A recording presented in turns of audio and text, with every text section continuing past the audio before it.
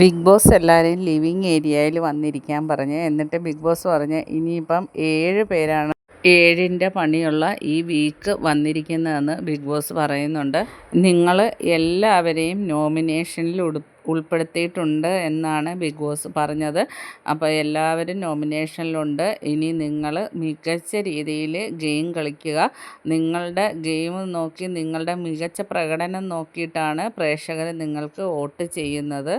അങ്ങനെ നിങ്ങൾ അവസാന നിമിഷങ്ങളിലൂടെയാണ് കടന്നു പോയിക്കൊണ്ടിരിക്കുന്നത് എന്ന് പറഞ്ഞിട്ട് ബിഗ് ബോസ് എല്ലാവർക്കും വിജയാശംസകൾ നേർന്നു. ഇത്രയും പറഞ്ഞു കഴിഞ്ഞാൽ ബിഗ് ബോസ് പറഞ്ഞ് നിങ്ങൾക്ക് നിങ്ങളുടെ ജോലികൾ തുടങ്ങാമെന്ന് പറയുന്നത്.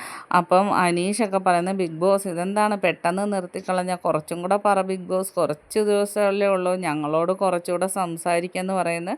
പക്ഷേ ബിഗ് ബോസ് പിന്നെ മറുപടി ഒന്നും പറഞ്ഞില്ല. അങ്ങനെ എല്ലാവരും എണീറ്റ് പോയി കഴിഞ്ഞാൽ അനിമോൾ മാത്രം അവിടെ ഒറ്റയ്ക്ക് ഇരിപ്പുണ്ട്, ഡൗൺ ആയിട്ടിരിക്കുകയാണ്. കാരണം അനീഷ് ഗെയിമിൽ ഡൗൺ ആവുമെന്ന് പറഞ്ഞിട്ട് ഇപ്പോൾ അനിമോളാണ് ഡൗൺ ആയിരിക്കുന്നത്. കാരണം അനിമോൾ ഡൗൺ ആവേണ്ട ആവശ്യമില്ല. അനീഷ് രാവിലെ തന്നെ പറഞ്ഞ്, എൻ്റെ മനസ്സിൽ നിന്നെല്ലാം കളഞ്ഞ് ഞാൻ പറഞ്ഞതിന് ക്ഷമിക്കണമെന്നും പറഞ്ഞ് ക്ഷമയും ചോദിച്ചു. പിന്നെ എന്തിനാണ് ഡൗൺ ആയിട്ടിരിക്കുന്നതെന്ന് അറിയത്തില്ല. ബാക്കി അപ്ഡേറ്റുമായിട്ട് വീണ്ടും കാണാം.